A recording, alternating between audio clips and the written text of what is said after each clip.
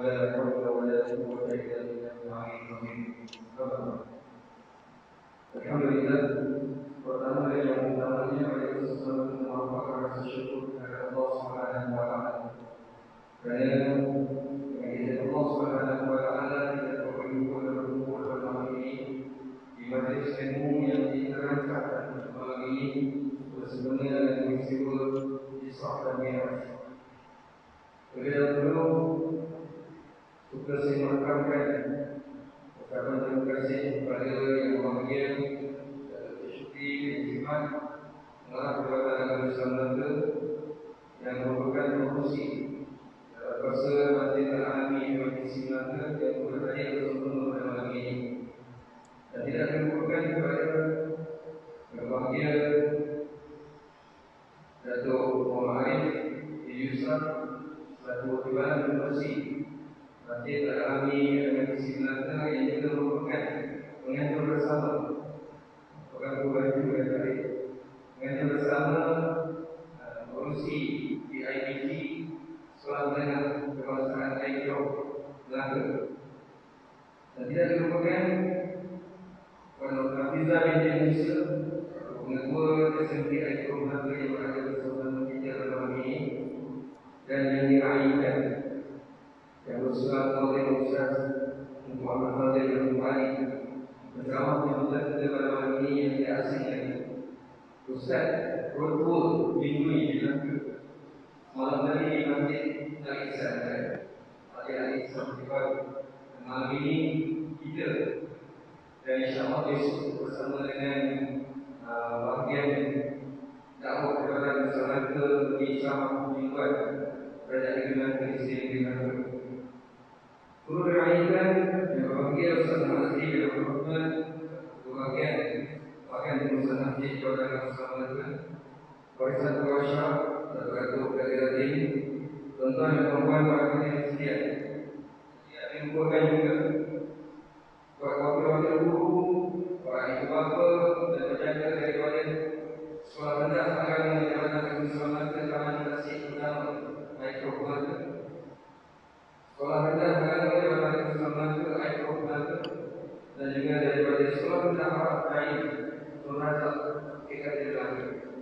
Anda Ustaz dan Muhammad dan mudah-mudahan sesuai dengan program yang dirancangkan pada malam ini yang bertajuk Isra dan Mi'raj dapat memberikan kita ilmu yang bermanfaat untuk bersama-sama kita gunakan dalam kehidupan kita seharian sehingga kita kembali menghadap Allah Subhanahu wa taala.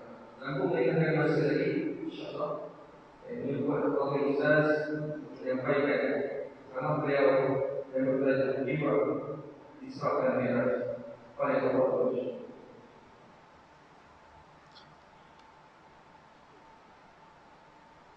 Assalamualaikum warahmatullahi wabarakatuh. Bismillahirrahmanirrahim. Alhamdulillahi rabbil alamin. Wa afdalus salati wa atammut taslimi ala sayyidina Muhammadin wa ala alihi wa sahbihi ajma'in. Rabbi shrah li sadri wa yassir li amri wahlul 'uqdatam min lisani yafqahu qawli. Subhanaka la ilma lana illa ma 'allamtana innaka antal alimul hakim. Allahumma akhrijna min zulumatil wahmi wa akrimna binuril fahmi waftah alaina bima'rifatil ilmi wa sahhil akhlaqana bil hilm. Waj'alna mimman yastami'una al-qawla fayattabi'una ahsanah. Allahumma ati nufusana taqwaha wa zakkiha anta khairu man zakkaha anta waliyuha wa maulaha. Allahumma arinal haqqa haqqan warzuqna ittiba'ah wa arinal batila batilan warzuqna ijtinabah. Allahumma anfa'na bima 'allamtana wa'allimna ma yanfa'una wa zidna ilman wa huda. Amma ba'd. Alhamdulillah, muslimin, muslimat, hadirin hadirat yang saya hormati, moga-moga kita semua dirahmati dan diberkati oleh Allah Subhanahu wa taala. secara umum khusus kepada para alim ulama, secara khusus kepada Datuk Pengarah Jabatan Agama Islam Melaka Datuk Cik Syukri bin Cik Mat, dan juga kepada merangkap pengerusi Masjid Al-Alami, dan juga kepada Datuk Timbalan Pengerusi Tuan Imam Ahli Jatuhan Kuasa Masjid, dan secara khusus juga saya sebut kepada Puan Nur Hafiza binti Musa, Pengetua SMK Air Keruh Melaka, Ustaz Muhammad Azli bin Abdul Rahman, Ketua Bahagian Pengurusan Masjid Jaim, Barisan Pegawai Syarak, Datuk-datuk, datin-datin, tuan-tuan dan puan-puan, hadirin yang saya hormati sekalian. Tidak dilupakan juga buat wakil-wakil guru, ibu bapa dan penjaga daripada Sekolah Rendah Agama Jaim Taman Tasik Utama, Sekolah Rendah Agama Jaim Air Keruh, dan Sekolah Rendah Arab Jaim Tun Razak, dan juga anak-anak pelajar yang barangkali turut hadir pada malam ini.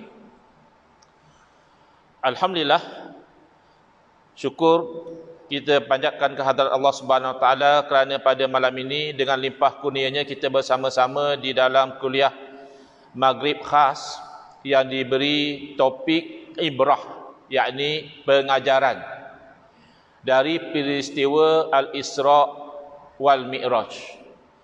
Jadi kita mulai mengambil barakah daripada ayat suci Al-Quran, Suratul Isra ayat yang pertama. Bismillahirrahmanirrahim. Subhanalladzi asra bi'abdihi lailam minal masjidil harami ilal masjidil aqsal ladzi barakna haulah linuriyahu min ayatina innahu huwas sami'ul basir. Sadaqallahul azim. Yang bermaksud, subhanalladzi, maha suci Allah yang menjalankan hamba-Nya. Jadi walaupun istilah hamba ni istilah yang asalnya rendah, ya, kalau zaman dahulu hamba ini boleh dijual beli, boleh disewakan dan sebagainya, tetapi bi'abdihi, hamba Allah, maka itulah kemuliaannya apabila seseorang itu menisbahkan dirinya kepada Allah, hamba Allah, yaitu Sayyidina wa Habibina Muhammad sallallahu alaihi wasallam. Lailan, pada waktu malam. Dari mana? Minal Masjidil Haram, daripada Masjidil Haram ke mana? Ilal Masjidil Aqsa, ke Masjidil Aqsa, alladzi barakna haulahu, yang diberkati sekitar daripada Masjidil Aqsa itu. Apakah tujuan perjalanan yang ajaib ini? Linuriyahu min ayatina, supaya kami dapat memperlihatkan kepada baginda ayat-ayat kami, iaitu ayat-ayat tanda-tanda kebesaran, keagungan, kebenaran, keesaan Allah Subhanahu wa taala. Sesungguhnya Allah itu Dia yang maha mendengar lagi maha melihat. Sebelum kita pergi kepada ibrah, secara ringkas sahaja, berlakunya peristiwa Al-Isra wal Mi'raj ini tidak lama selepas Amul Hazan, tahun kesedihan, yang mana bapa saudara Nabi SAW yang senantiasa mempertahankan dakwah baginda dan isteri tersayang Sayyidatina Khadijah binti Khuwailid radhiyallahu anha yang sentiasa menyokong baginda sallallahu alaihi wasallam, kedua-duanya itu meninggal dunia. Berlaku 1 tahun sebelum peristiwa hijrah, dan dikatakan 5 tahun sebelum peristiwa hijrah, dan yang masyhur berlaku dalam bulan Rajab, 27 Rajab. Qil dikatakan pada bulan Ramadan, qil dikatakan pada bulan Rabiul Awal. Tapi fakta sebegini kita biarkan di situ. Yang kita nak ambil pada malam ini adalah pengajaran, yang mana saya akan kaitkan khusus pada malam ini berkaitan dengan apa yang dikatakan hukum. Apa kaitan Isra' Mi'raj dengan hukum? Pertama, kita tanyakan 3 soalan. Soalan yang pertama, adakah boleh perjalanan yang luar biasa cepat dan jauh itu berlaku? Sepatutnya melihat kepada jarak perjalanan, tidak akan sepantas itu berlaku dengan apa kenderaan yang ada pada zaman tersebut. Padahal pada zaman tersebut perjalanan dari Masjidil Haram ke Masjidil Aqsa pun memakan masa yang panjang. Jauh sekali kalau berlaku pergi dan balik hanya dalam 1 malam. Timbul persoalan, boleh atau tidak berlaku. Soalan yang kedua, adakah masuk akal? Kalau dalam istilah moden kita kata, adakah logik perjalanan yang luar biasa seperti yang berlaku di dalam kisah Isra' dan Mi'raj. Isra' itu sudah pelik. Perjalanan pada waktu malam, pada jarak yang sepatutnya tidak secepat itu, belum lagi Mi'raj. Daripada bumi, naik ke langit sampai ke Sidratul Muntaha. Akal boleh terima atau tidak? Dan soalan yang ketiga, apakah hukum beriman dengan kejadian Isra' dan Mi'raj? Adakah wajib? Adakah sunat? Jadi soalan yang 3 ini membawa kepada 3 jenis hukum yang perlu kita fahami, terutamanya di zaman kita ini yang kadang-kala gambaran terhadap Islam itu telah menjadi celaru, membawa umat menjadi keliru, dan bahkan ramai yang sekarang sudah tidak tahu apa dia itu jenis hukum. Hukum apa dia? Hukum dari segi ta'rif, isbatul amri au nafyuhu. Yang dikatakan hukum adalah menetapkan sesuatu atau menafikan. Contoh mudah saja, kita kata malam ni ada ceramah kuliah di Masjid Al-Alami. Dari segi bahasa itu namanya hukum. Sebab kita menetapkan ada. Atau kita menafikan. Kita kata tak ada, tak jadi, cancel. Ustaz tak jadi datang, kuliah malam ni tak ada, dibatalkan. Itu juga namanya hukum, kerana kita menafikan. Ya? Kalau anak-anak pelajar, saya rasa otak masih fresh, boleh terus hafal. Ya? Isbatul amri au nafyuhu, menetapkan sesuatu atau menafikan dia. Lalu yang menetapkan atau menafikan itu apa dia? Kerana ini akan memberi kesan kepada jenis hukum. Ada kalanya yang menetapkan atau menafikan itu adalah adat. Ya, bukan adat sebagaimana kita bayangkan. Ya, bukan adat temenggung, adat pepatih, bukan. Nanti kita akan terangkan. Kalau adat yang menetapkan, maka pertama namanya hukum adat. Akal juga boleh menetapkan atau menafikan sesuatu. Akal kita fikir-fikir, kita kata ya. Akal kita fikir, kita kata tak mungkin. Menetapkan atau menafikan oleh akal itulah dinamakan sebagai hukum akal. Dan ada kalanya penetapan itu adalah kerana kitab daripada Allah Ta'ala. Allah Subhanahu Wa Ta'ala yang menetapkan atau menafikan, maka itu namanya hukum syarak. Saya ulang. Bila kita kaitkan dengan peristiwa Isra' dan Mi'raj ini, akan berlaku fungsi ketiga-tiga hukum ini. Akan berlaku hukum adat, akan berlaku hukum akal, dan akan berlaku hukum syarak. Baik. Saya perdetailkan. Hukum adat adalah penetapan atau penafian yang terbina di atas pemerhatian. Kita observation. Terhadap natijah kepada sesuatu yang diulang cuba berkali-kali, experimental. Kita tengok perkaitan antara cause and effect, sebab dan musabab, lalu kita kata ini natijahnya. Ini natijah daripada yang ini. Macam mana kamu boleh kata begitu?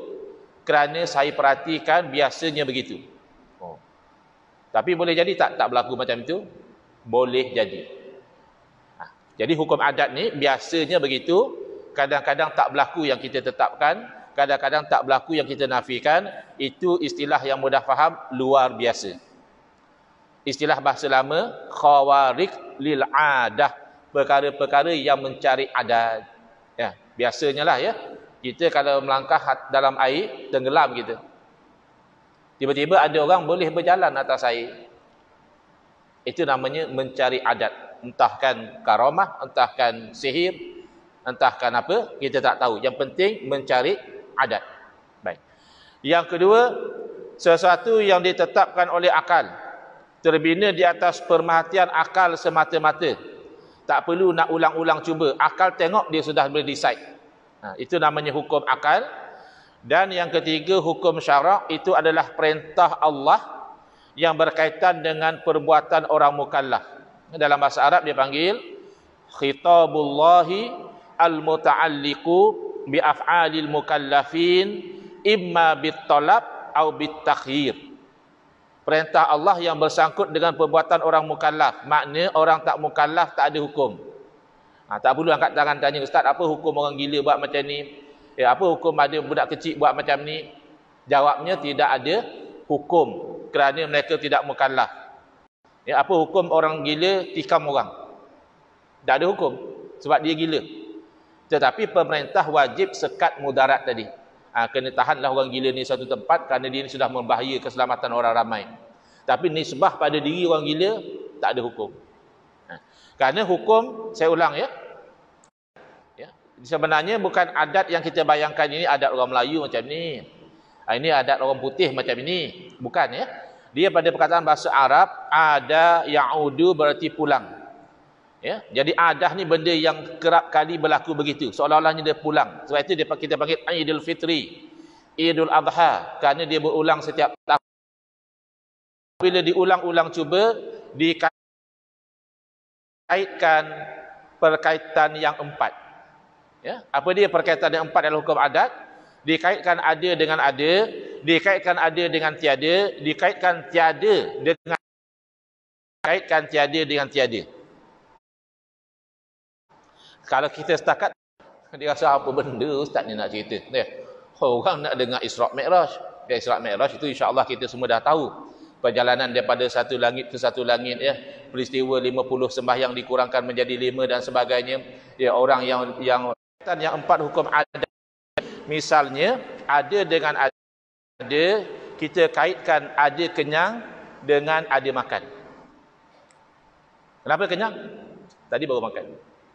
Kerana biasanya makan kenyang. Biasanya makan kenyang. Boleh jadi tak sekali-sekala makan tapi tak kenyang? Boleh jadi. Ada makan, kadang-kadang ada dengan tiada. Apa dia? Ada lapar dengan tiada makan. Ustaz ni dah cerita lapar pula, aku belum makan lagi ni. Dah lah lapar. Ya. Ada lapar dikaitkan dengan tiada makan. Ada kalanya terbalik. Kalau tadi dengan ada, iaitu dengan ada makan. Tadi lapar. Lepas makan tersandar, relax, santai. Kenapa? Dah makan. Jadi lapar tu tiada. Dan yang terakhir, tiada dengan tiada. Contoh, tiada kenyang dengan tiada makan. Dalam ilmu sains, dalam ilmu mekanik, dalam ilmu itu dan ini, mengambil kira kebiasaan. Bahkan ilmu kedoktoran. Kenapa kalau sakit ni bagi ubat ni? Kerana biasanya kalau bagi ubat ni sembuh. Tapi orang ini, kenapa tak diberi? Kerana dia luar biasa. Apa luar biasa? Dia kalau ambil ubat ni dia allergic. Biasa orang lain ambil ubat ni sembuh daripada penyakit, dia kalau ambil ubat ni dia akan jadi lagi teruk. Maka dia luar biasa. Itu boleh diterima kerana adah ini kebiasaan yang boleh bersalahan. Kalau kita faham yang ini, hukum adah ini dia biasa ada kaitan dengan syarak dan dia ada kaitan dengan akal. Maaf, dia ada kaitan dengan akidah. Kalau orang tak faham inilah kadang-kadang dia jadi ekstrim. Dia mudah mensyirik dan mengkafirkan orang. Misalnya satu orang kata, doktor tu, doktor dari Melaka tu pandai betul dia. Dia kenapa? Saya sakit. Ubat dengan dia seminggu, sembuh. Doktor tu dah berjaya sembuhkan penyakit saya. Syirik kata dia. Kenapa? Kerana yang sembuhkan penyakit Allah. Wa idza maridtu fahuwa yashfin. Dalam Al-Quran sebut apabila aku sakit maka dia Allah yang menyembuhkan. Kamu kata apa? Dokter, tapi hanya berdasarkan adah. Biasanya kalau berobat sembuh. Ada je orang berobat tak sembuh. Begitu. Maka tak adalah orang nak sibuk mensyirikkan selawat syifa. Tak tahulah orang Melaka amal tak. Kalau selawat syifa rasanya amal ya. Kalau ada sakit orang pesan kita selawat Allahumma salli ala sayyidina Muhammadin tibbil qaiha wa afiatil abdani wa shifaiha wa nuril absari wa dhiyaiha wa ala alihi wa sahbihi wa barik wa sallim. Dengan izin Allah sembuh penyakit kita. Tapi ada orang kata syirik.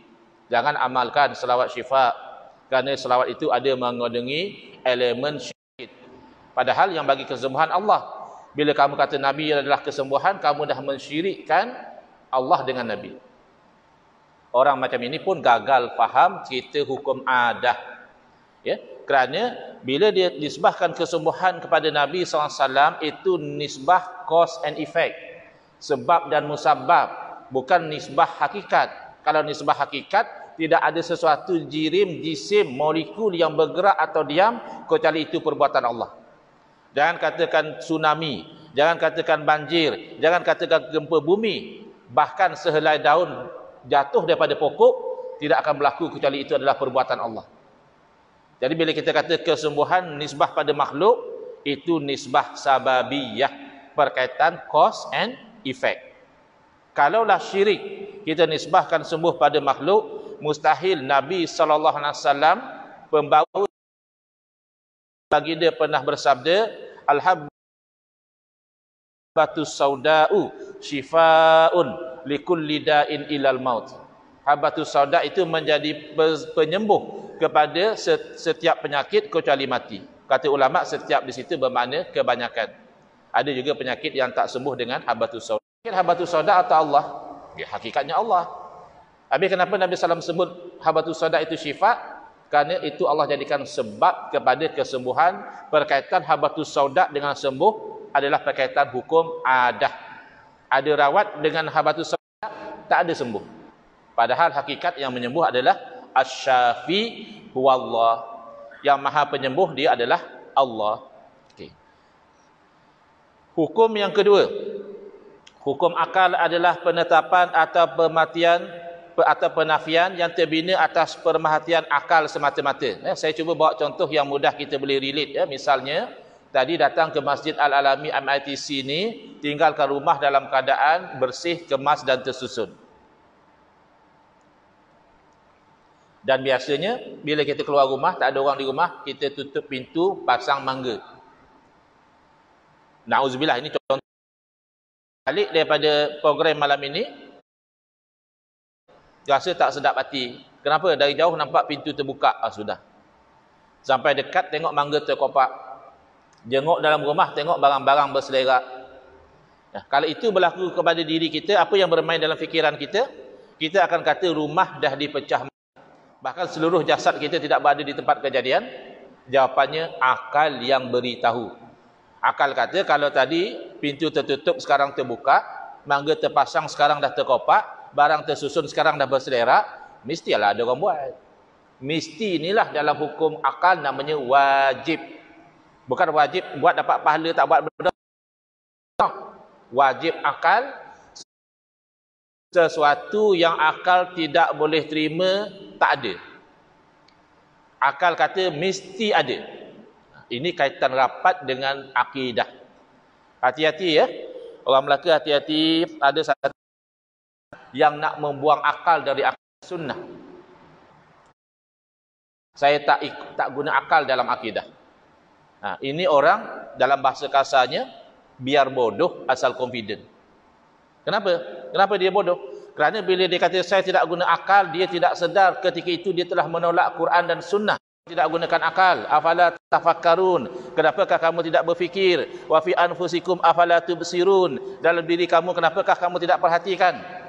Saya sebut dalam kuliah-kuliah yang lalu, memadai kita merhati kepada wujud kita. Tak payah tengok mata, telinga, jantung dan sebagainya. Kita dulu kan tak wujud.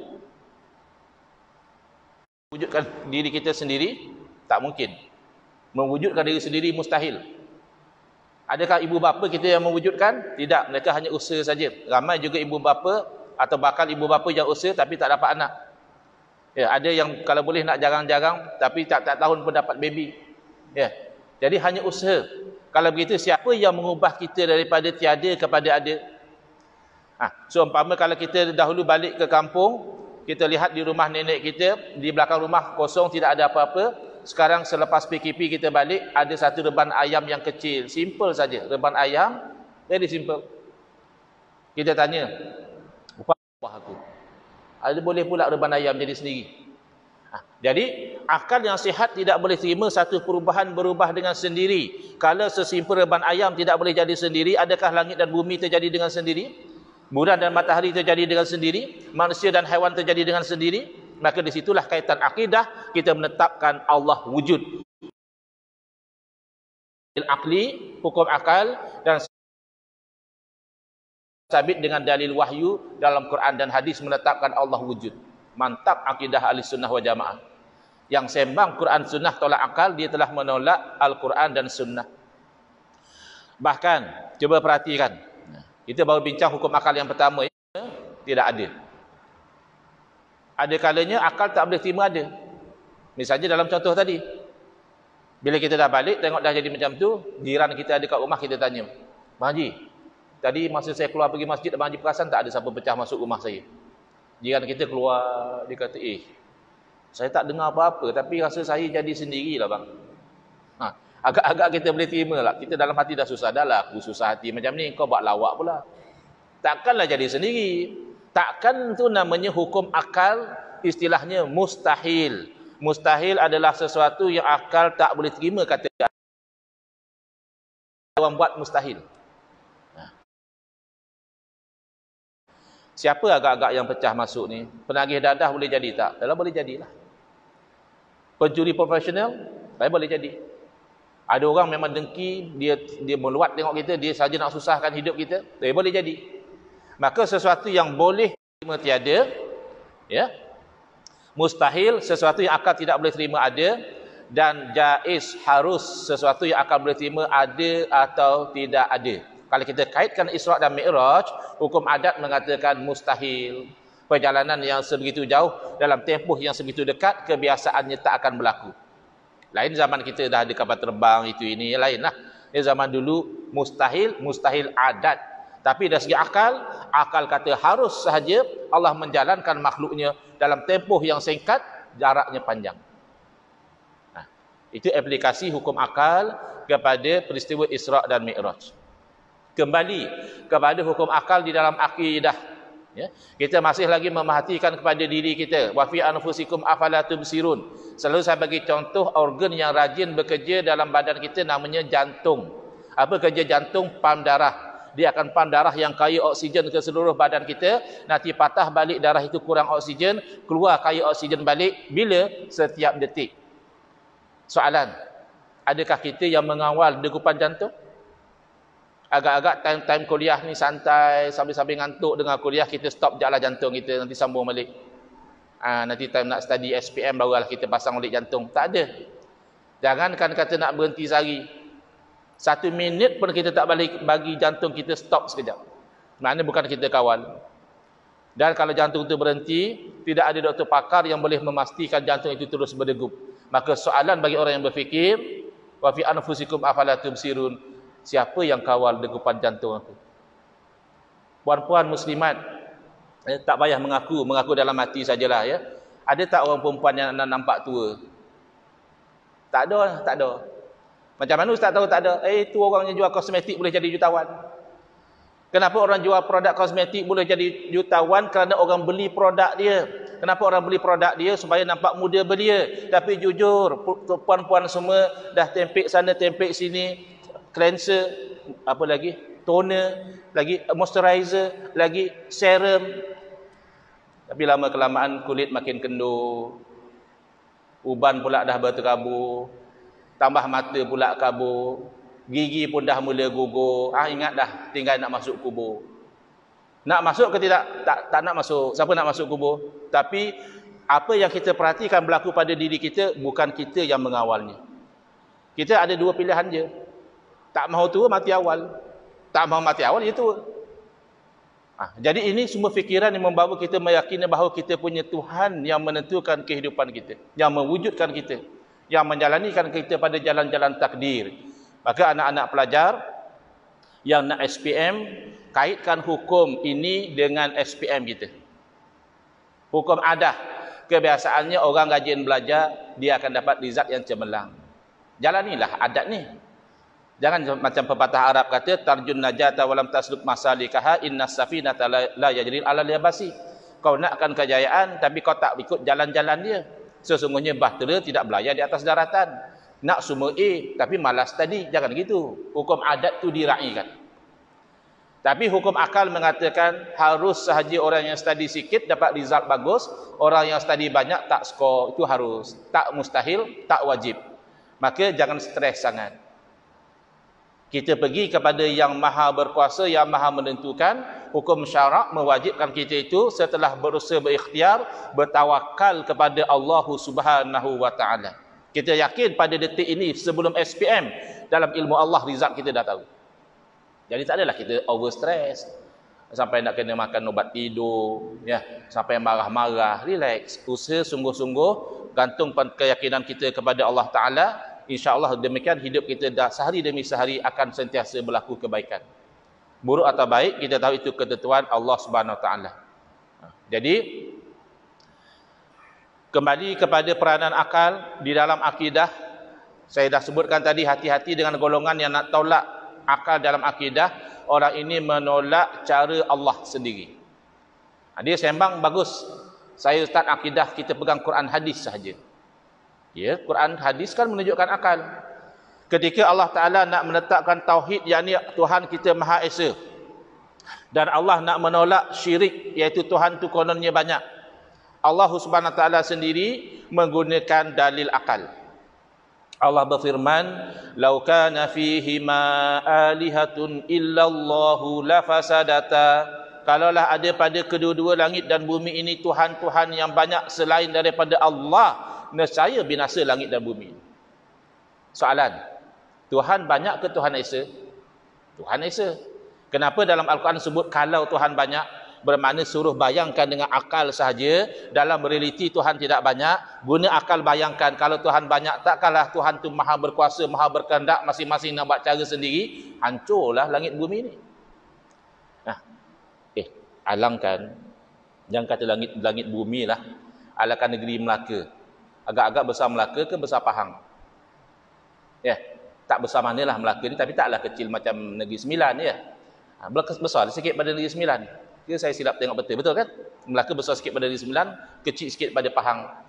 Tapi tak besar mana pun, bila nak tadbir Melaka, ada PRN dalam baru ni. Ada pilihan raya negeri. Kenapa kita tak raikan semua pihak yang nak jadi pemimpin? Yang belah sini pun kita lantik dia jadi ketua menteri, hak sebelah sana pun kita lantik jadi ketua menteri, supaya tak ada persaingan, tak payah habis duit pilihan raya, tak payah susah-susah kempen. Tanya aje, siapa berminat nak jadi ketua menteri Melaka? Ada 3 orang angkat tangan. Kita lantik 3-3. Biar tak bergaduh. Ya ke biar tak bergaduh? Hancur lagi nanti. Dah 3-3 jadi ketua menteri, masing-masing nak lantik exco masing-masing, dan nak ikut yang mana? Kalau nak tadbir sebuah negeri yang kecil seperti Melaka, tak boleh lebih pada satu kerajaan. Bolehkah tadbir langit dan bumi lebih pada satu Tuhan? Mustahil. Mustahil itu hukum akal. Allah sendiri membawa kita menggunakan akal dalam memahami tauhid. Kita sambung selepas daripada laungan azan sehingga kurang lebih jam 9 insya-Allah. Silakan.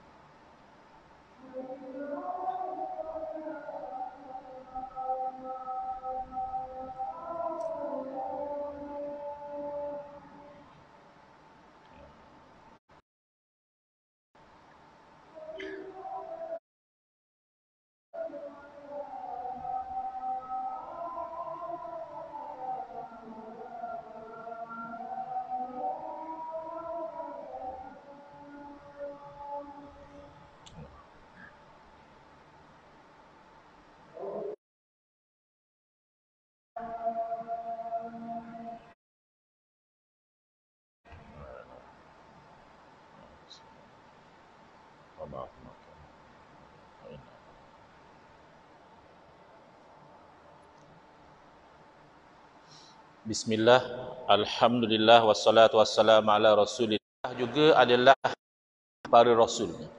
Para rasul alaihi wassalatu wassalam ketika menyampaikan dakwah tauhid, menyuruh orang belum beriman kepada iman dengan menggunakan dalil akli. Sebab itu kita serulah kepada pihak agama, autoriti agama di Melaka supaya menyuburkan dia kata ini kitab kuning lah. Ada masalah. Kalau tak suka kitab kuning, kita ambil kitab putih.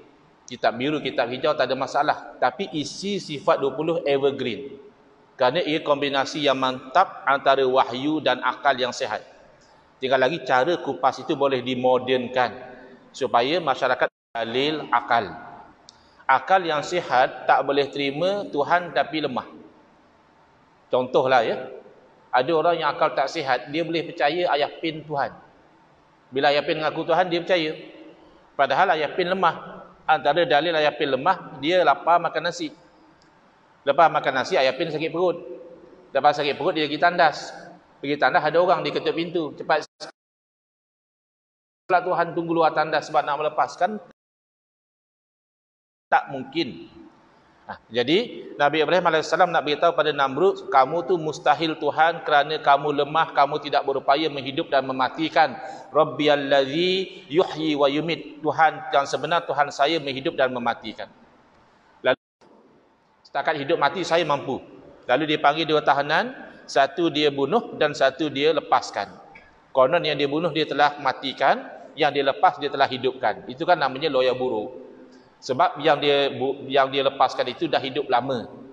Cuma Namrud tak bunuh dia sahaja. Kalau benar nak hidupkan, satu ekor nyamuk pun Namrud tidak boleh hidupkan. Berarti sampai sekarang tidak ada saintis yang boleh menghidupkan satu makhluk.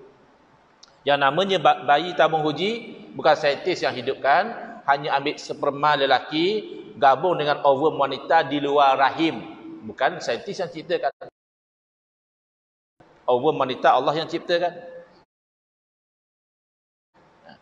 Jadi oleh kerana Namrud tidak faham dalil akli ini, maka Nabi Ibrahim AS membawa dalil akal yang lebih jelas lagi. Fa inna Allah ya'ti bisyamsi minal masyriqi. Allah Taala menerbitkan matahari daripada timur. Fa kalah hujah dalam bab tauhid dan syirik dengan menggunakan dalil akal. Bahkan Nabi kita Muhammad SAW sendiri di dalam memahamkan hakikat tauhid juga menggunakan uslub cara akli. Iaitu ketika mana Nabi SAW nak mengajar bahawa hakikat tidak ada jangkitan penyakit. Habis yang kita ramai-ramai pakai mask, semayang jarak-jarak macam ini, dah kata tak ada jangkitan penyakit. Tak. Yang Nabi nak ajar itu adalah hakikat tauhid, penyakit daripada Allah. Yang kita pakai toping dan sebagainya, social distancing dan sebagainya, itu asbab, itu hukum adat. Hukum adat, kalau ini jangkitan, dekat-dekat mudah jangkit. Adapun hukum akal mengatakan tak mungkin berlaku sesuatu melainkan itu takdir Allah. Jagalah macam mana pun, kalau nak kena, kena. Kalau benda tak nampak.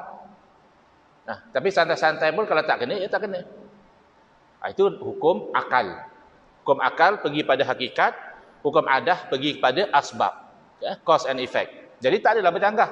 Tak adalah orang kata saya tawakal kepada Allah. Jadi saya tak pakai apa ni semua sanitizer apa, tak. Yang tawakal kepada Allah itu hakikat, hati, keyakinan. Yang pakai hand sanitizer dan sebagainya, ini namanya asbab hukum adah. Itu hukum syarak. Macam orang tikam orang. Tikam orang masuk mahkamah. Dalam mahkamah dia kata yang arif bukan saya yang bunuh dia. Ya Allah yang bagi dia luka. Ya itu hakikat. Dari segi asbab, pisau melukakan. Maka kamu akan dihukum. Faham ya? Baik. Sekarang Nabi SAW nak mengajar hakikat tauhid. Nabi bersabda, la adwa, tidak ada jangkitan. Lalu orang Arab kampung, dia tak faham hakikat tauhid. Dia faham kambing unta, kambing unta. Jadi dia kata pada Nabi SAW, ya Rasulullah, ini orang Arab Badawi ni bagus. Dia tanya sebab nak faham. Ramai orang zaman sekarang dia tanya sebab nak hentam. Itu yang tak faham-faham. Kita terang macam ni, tak faham. Dia bawa hadis pun tak terima. Bawa kata ulama' pun dia tolak. Ya, sebab dia tanya nak hentam.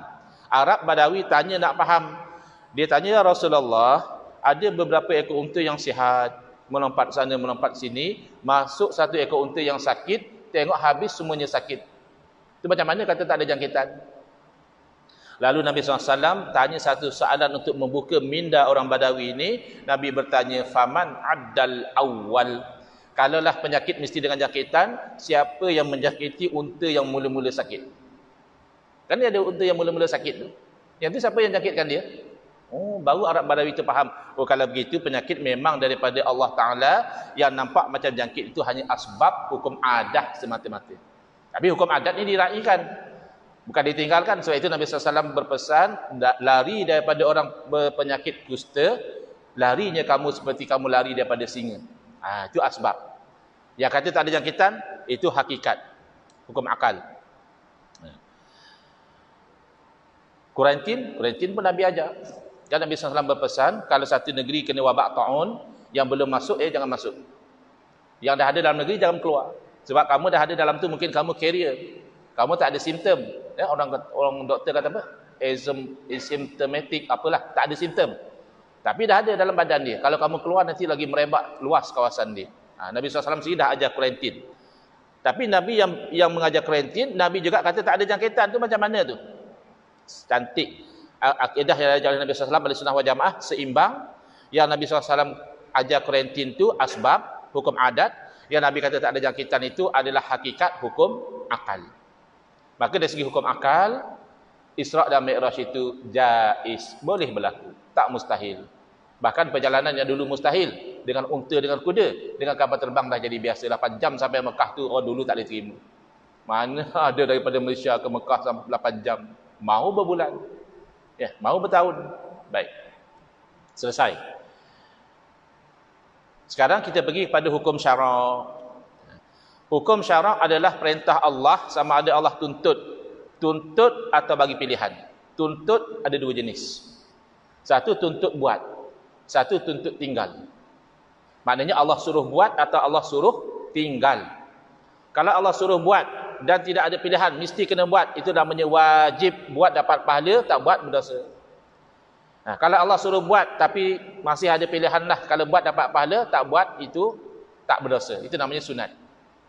Kalau Allah suruh tinggal, tak ada pilihan, kalau kamu buat juga berdosa, itu namanya haram. Kalau Allah suruh tinggal tapi masih ada pilihan lah, kalau buat pun taklah berdosa, itu namanya makruh. Dan kalau Allah bagi pilihan, nak buat boleh, tak mau buat pun tak apa, itu namanya harus, mubah. Jadi ini hukum syarak yang 5. Jangan terkeliru dengan golongan ekstrim. Dia tambah lagi satu hukum syarak, namanya bid'ah. Bid'ah bukan hukum syarak. Bid'ah benda baru. Kalau istilahnya benda baru yang tak ada zaman Nabi. Benda baru yang tak ada zaman Nabi, kena tengok pada hukum syarak. Ada kalanya haram, ada kalanya makruh, ada kalanya sunat, bahkan ada kalanya wajib. Pelik ada orang dijemput, dia datang ceramah maulid. Datang dia ceramah maulid, lalu dia berceramah kata dia maulid bid'ah. Dengan arti kata apa? Tak boleh buat sebab bid'ah. Kullu bid'atin dalalah. Inilah orang yang faham hadis tak ikut ulama. Kan kecoh sehari dua ni. Ada ustaz daripada Kelantan kata, ya, kalau Nabi SAW pergi ke kanan, Tok Guru hamba pergi ikut kiri, hamba pergi ikut kiri lagi. Macam mana ikut Tok Guru tinggal Nabi ni? Kalau kita faham Tok Guru langgar ajaran Nabi, kita tinggal Nabi, ikut Tok Guru, itu tak betul. Macam ada golongan yang mengharamkan tawassul dengan orang mati, sedangkan Nabi SAW bertawassul dengan orang mati. Dia ikut Tok Guru dia Al-Imam Ibn Taymiyah, haram bertawassul dengan orang mati. Ini tak betul. Kamu kena ikut Nabi. Nabi bertawassul, Allahumma bihaqqi nabiyyika wa al-anbiya'i min qabli. Ya Allah, aku bertawassul dengan hak nabimu, iaitu bagi dia sendiri, dan nabi-nabi sebelum daripadaku, nabi-nabi sebelum daripada Nabi SAW, semua dah meninggal. Tiba-tiba taksub dengan Ibn Taymiyah, dia tinggal sunnah Nabi, ikut Ibn Taymiyah. Ini tak boleh. Nabi ke kanan, dia pergi ke kiri. Ikut Tok Guru, tak betul. Tetapi kalau kita fahami kata-kata itu, bahawa jangan kita tafsir sendiri perbuatan Nabi, kerana yang faham percakapan perbuatan Nabi itu ulama. Kita sangkakan Nabi ke kanan, tak tahu sebab Nabi ke kanan, Tok Guru ikut ke kiri kerana Tok Guru tahu kenapa Nabi ke kanan, itu betul. Contoh, Nabi SAW pernah diminta untuk menetapkan harga siling sebab barang naik. Jadi ada sahabat jumpa, tetapkanlah harga lah Rasulullah. Barang mahal tertekan. Jadi Nabi SAW tak mau. Nabi SAW menjawab, Allahu wal musa'ir. Allah yang menetapkan harga, dengan makna Allah yang turunkan hujan, jadikan kemarau, tanaman tak menjadi, supply kurang, demand tinggi, harga naik. Kalau saya tetapkan harga, itu kan zalim peniaga. Peniaga nak dapat barang susah. Macam mana nak suruh dijual murah? Barang susah dapat. Macam mana ulama boleh pergi ke kiri? Ulama berfatwa, pemerintah bahkan ada kalanya wajib menetapkan harga siling. Ayam tak boleh jual lebih pada RM15 sekilo, kena denda. Daging tak boleh jual lebih pada RM20 misalnya. Ini namanya harga siling. Nabi ke kanan. Nabi tak mau. Ulama ke kiri. Ulama kata wajib tetapkan harga. Nak ikut Nabi ke nak ikut ulama? Ikut ulama yang faham perbuatan Nabi. Kita faham, oleh kerana Nabi tak nak buat, haram. Ulama pun faham gitu. Kenapa haram? Kerana ketika itu, oleh kerana kenaikan harga berlaku secara semula jadi, kemarau dan sebagainya, maka kalau ditetapkan harga itu menzalimi peniaga, hukumnya haram. Tapi di zaman ulama berfatwa, ulama perhatikan realiti adalah barang ada, supply banyak, peniaga tamak. Dia monopolize the market, dia jadi sole distributor. Bila dah jadi pengedar tunggal, dia naikkan harga sesuka hati, menzalimi pengguna. Yang haram adalah kezaliman. Maka di zaman kita, cara mengangkat kezaliman adalah dengan cara ditetapkan harga siling. Kan ke kiri itu. Tapi ke kiri itulah yang mentahqiqkan asas kenapa Nabi SAW dulu pernah ke kanan. Dan dia faham gitu. Kalau faham, ikut Tok Guru kerana nak lawan Nabi, itu tak betul. Nabi SAW bersabda, wa kullu bid'atin dalalah, dan setiap perkara bid'ah itu sesat. Mana ada zaman Nabi orang sambut maulid? Mana ada zaman Nabi orang ceramah maulid lah? Ya, orang buat jamuan sempena maulid lah. Orang buat apa lagi? Selawat sempena maulid lah. Lagi berarak sempena maulid, tak ada zaman Nabi. Ke kanan. Nabi kata, wa kullu bid'atin dalalah, dan setiap perkara bid'ah sesat. Ulama semisal Imam Syafi'i kata tidak, bid'ah ada dua. Yang selari dengan syarak, yang selari dengan sunnah itu terpuji. Yang bercanggah dengan syarak, bercanggah dengan sunnah itu terkeji. Ya, nak ikut Nabi ke kanan ke nak ikut ulama ke kiri?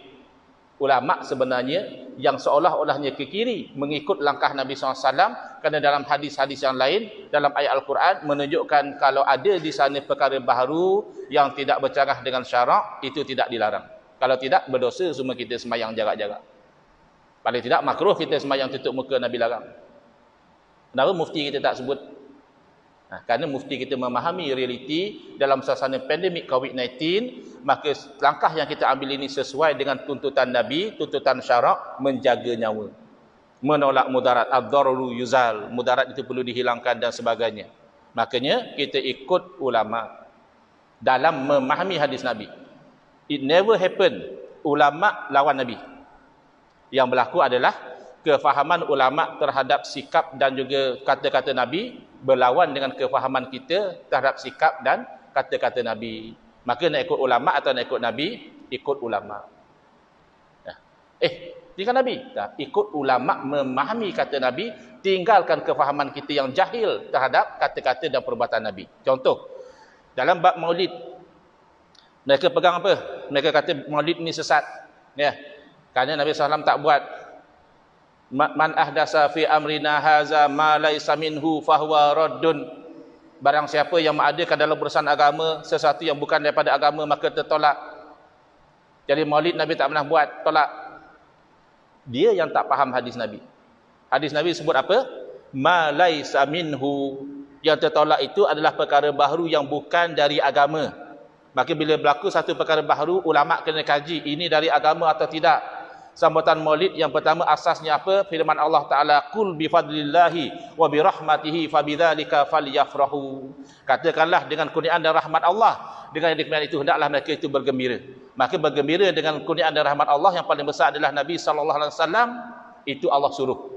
Tapi Allah tidak tetapkan caranya, maka bolehlah kita bergembira dengan apa cara yang tidak melanggar syarak. Bahkan Nabi SAW ketika ditanya, kenapa baginda sering berpuasa pada hari Isnin? Nabi SAW menerangkan, Zaka yaumun wulidtu fihi. Hari Isnin adalah hari saya dilahirkan. Mana konsep meraihkan hari kelahiran itu Nabi buat. Tinggal ceramah tidaklah. Ya, sempena 12 Rabiul Awal diadakan ceramah di zaman Sayyidina Abu Bakar misalnya, tak ada. Tetapi ceramah ni apa? Tazkirah, tausiah, cerita benda yang sama, tapi orang boleh insaf. Maka ini termasuk fazakir fa inna zikra tanfa'ul mu'minin, bagilah peringatan, peringatan itu memberi manfaat kepada orang mukmin. Ya. Jamu makan daripada agama atau tidak? Minhu am laisa minhu? Jamu makan termasuk dalam agama atau bukan agama?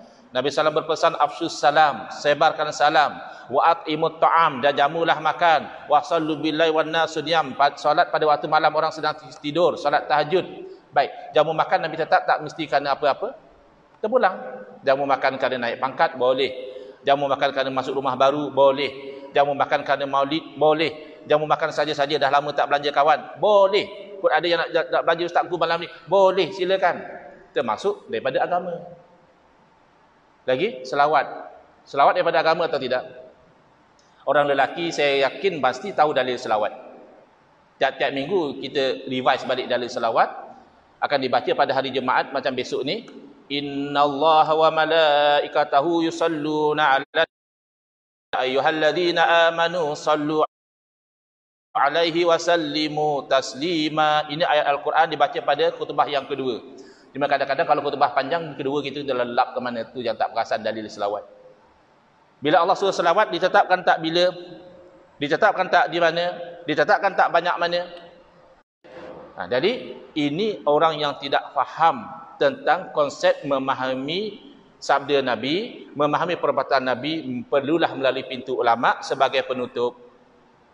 Bagi golongan ya, yang meninggalkan, yang mencuba memahami hukum syarak sendiri-sendiri, ya, saya kaitkan dulu sebelum saya lupa dengan Isra' Mi'raj. Hukum syaraknya apa? Hukum adat kita kata mustahil, ya, mustahil. Jarak jauh dekat, jarak jauh cepat, mustahil. Hukum akal boleh, Allah boleh saja berkuasa menjalankan seseorang makhluknya pada tempoh yang singkat, jaraknya jauh. Hukum syarak wajib kita beriman peristiwa tersebut kerana diberitahu dalam Al-Quran dan dalam hadis. Tak boleh kita pertikaikan, wajib kita beriman. Selesai begitu ya. Baik. Jadi sebagai penutup, jangan sekali-kali kita dalam memahami agama menjauh